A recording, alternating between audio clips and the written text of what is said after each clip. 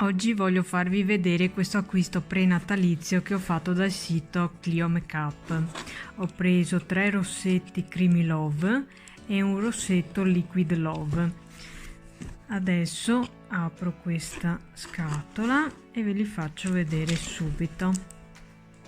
Ecco, quindi la apro. Qui la scatola ha il nome del sito dove potrete comprare i rossetti.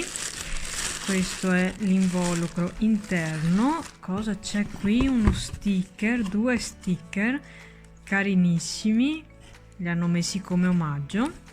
Qui ci sono tutti i riferimenti e questo è il pacchettino che apriamo. Molto carina la confezione. Allora ho preso il CL10 in versione limitata, il Cleopatra, poi il Pop Princess e il Honey Nude. Comincio a mostrarvi i Creamy Love. Questo è Honey Nude, è praticamente un nude ispirato al miele ed è di questo colore qua, che sarebbe un beige che vira verso il rosa. Già così si vede questo colore e lo provo qui. È sempre abbastanza matte, però leggermente lucido, vedete? È un colore molto interessante, appunto nude. Poi vi mostro questo che è il Cleopatra, è sempre un nude però è più caldo, più scuro, vedete?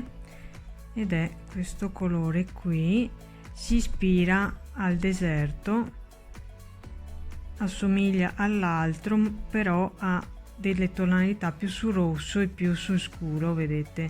È più scuro rispetto all'altro e è più sul rosso, vedete? Sono due colori molto interessanti, questo è più caldo a mio parere.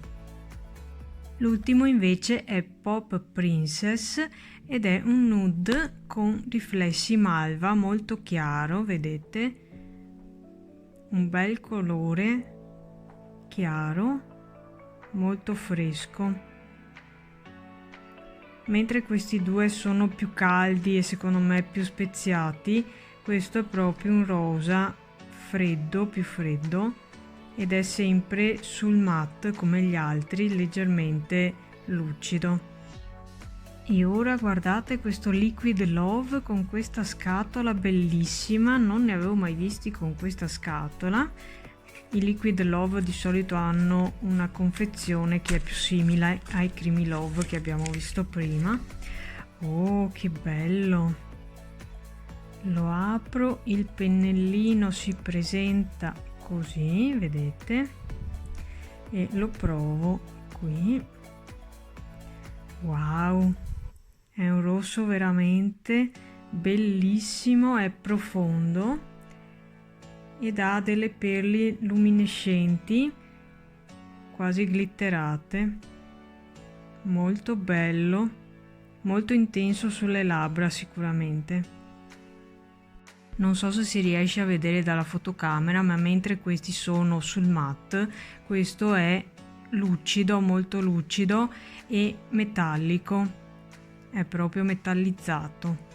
Molto bello, interessante come colore, per una serata va benissimo. Spero questo video vi sia stato utile, fatemi sapere nei commenti se avete questi rossetti, se vi piacciono o se avete intenzione di acquistarli. Ci vediamo al prossimo video.